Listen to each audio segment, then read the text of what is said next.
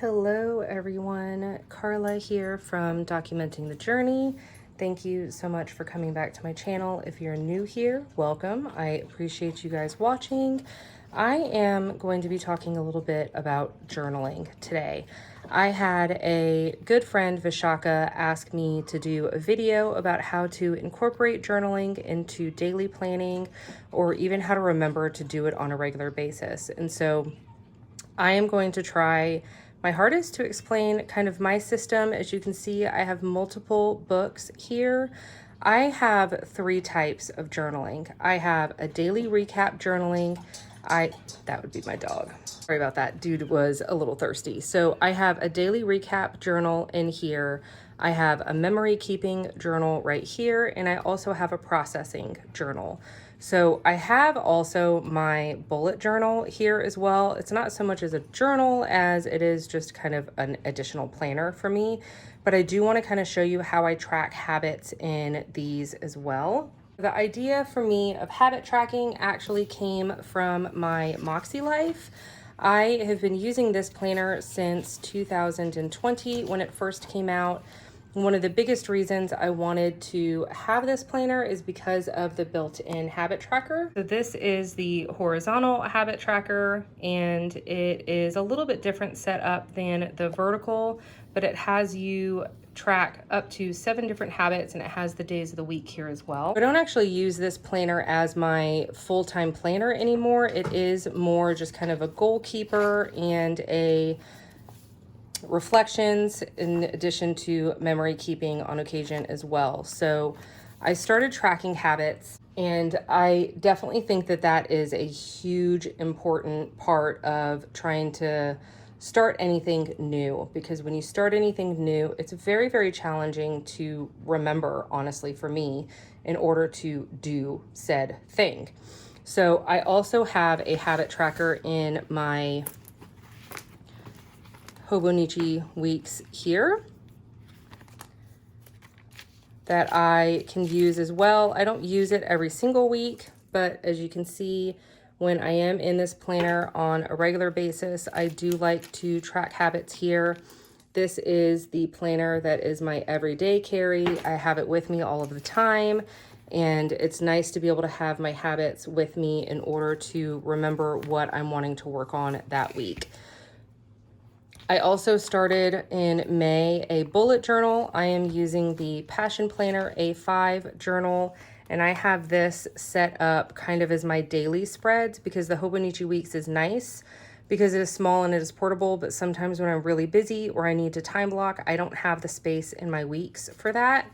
So I have a habit tracker on my sticky note here as well, and you can see journaling is on there as one of my habits that I want to track. I love the idea of having this on a sticky note. This is a sticky note from Mom Agenda. The sticky notes are really nice because they are tabbed, they are grid spaced, regular lined, or dot grid, and they're the traditional 3x3 sized post-it note or sticky note. They also have this one here as well. These are the traditional 3x3s. There's flags as well, but I also use this one. I prefer the tabbed ones for my habit tracker, mainly because it's easy for me to find in my bullet journal or planner, and I can easily flip to it for that week. I will show you last week. I used one as well. Oh, excuse me. And it was a blue one. And the nice thing about the tabbed one is I tried to rip it off and I kind of, made a mistake, but you can also fold it back.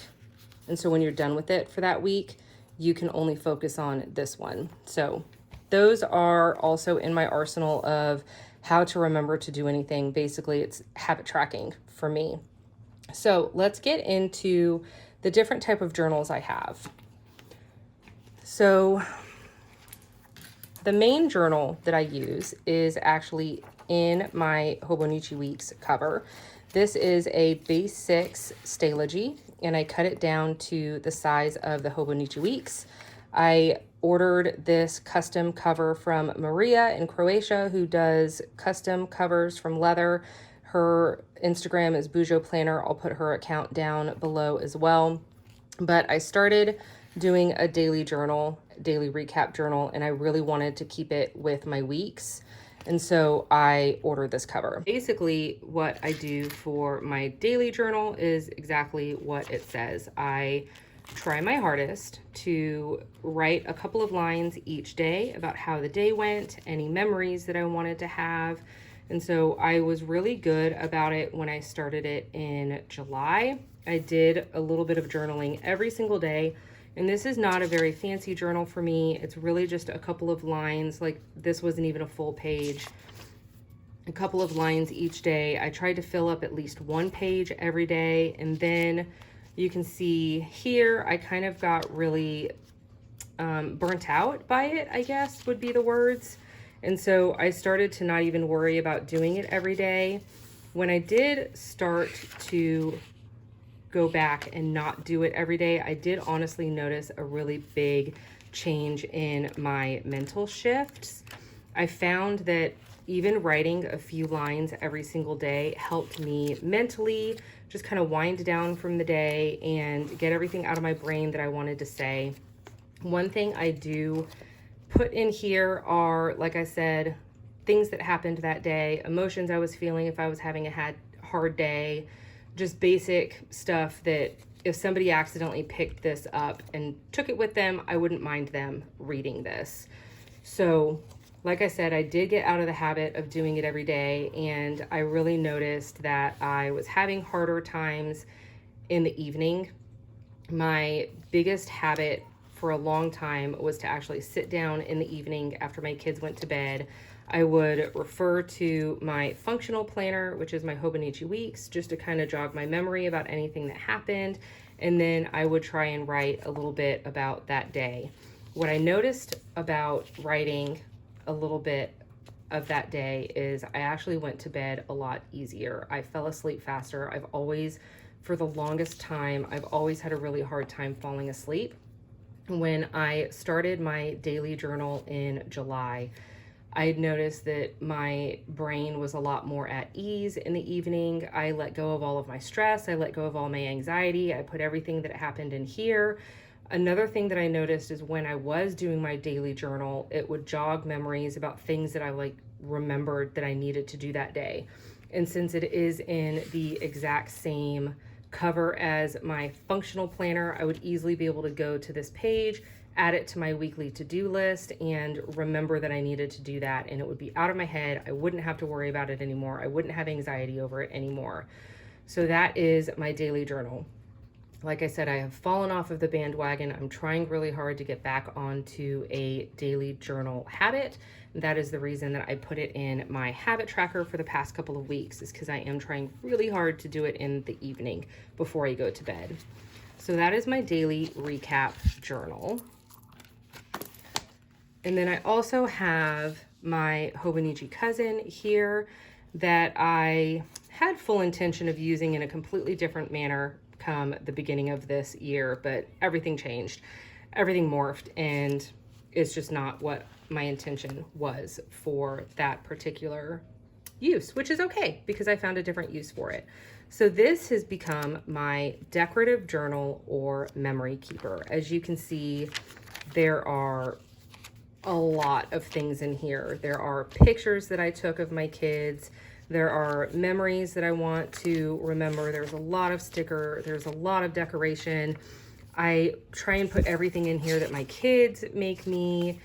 There are some stuff in here from my husband had surgery. I jotted things down about that day. Again, more cards that my kids made me. My daughter got a VIP for her classroom, so I put that in here.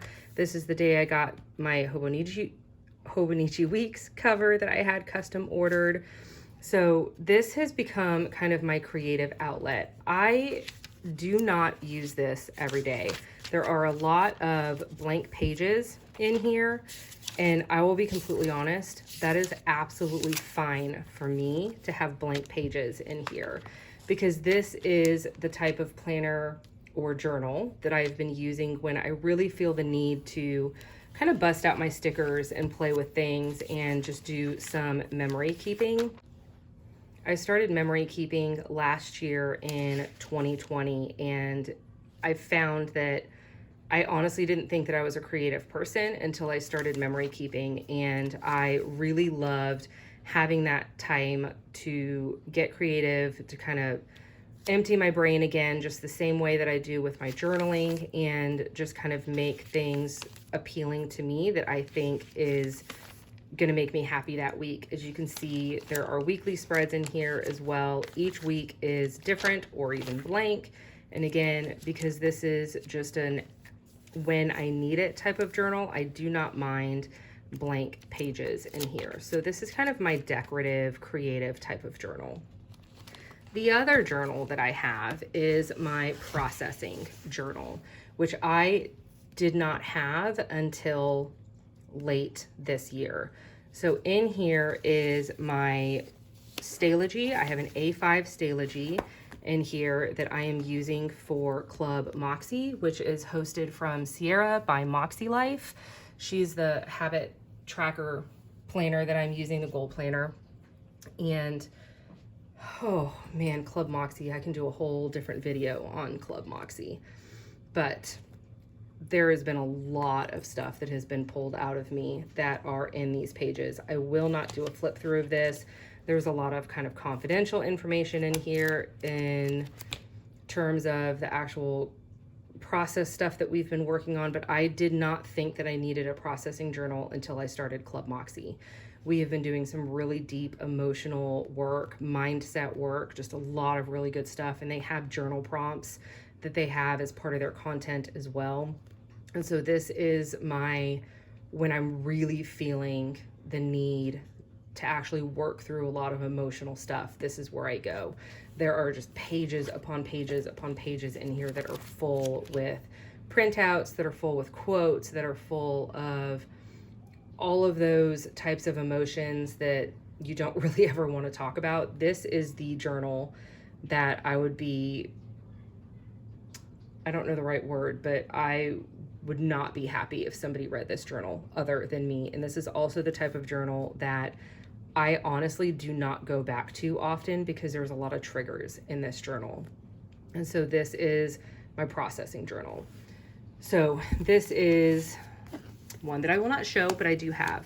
So I basically have 3 separate journals, and they're all for 3 very different uses. And I have really found a huge benefit for me personally in journaling.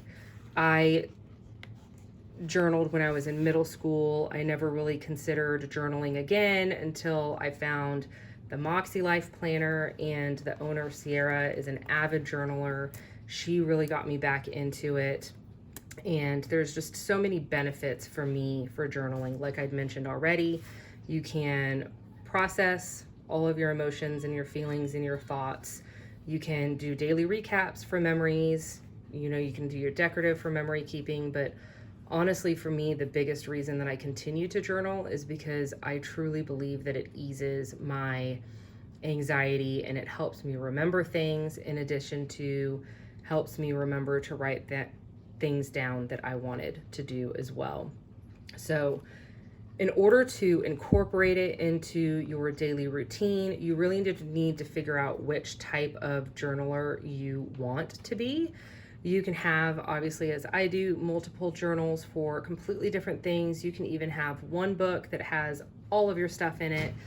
You know, if you started a bullet journal, you can easily have all of your monthly spreads. You can have your weekly spreads. You can have your daily spreads, and you can even journal, you know, a daily recap in here as well. So if you really wanted the desire of having everything in one book, you could absolutely do it. There are a billion planners and notebooks on the market that you can easily do that with. So I think just kind of reflect for a few minutes, maybe even a couple of days, on why you want to journal, what you think that you would gain from journaling. There's also a lot of journal prompts that are out there. If you don't even know what to write on a specific day, you can easily Google a journal prompt and just start writing anything.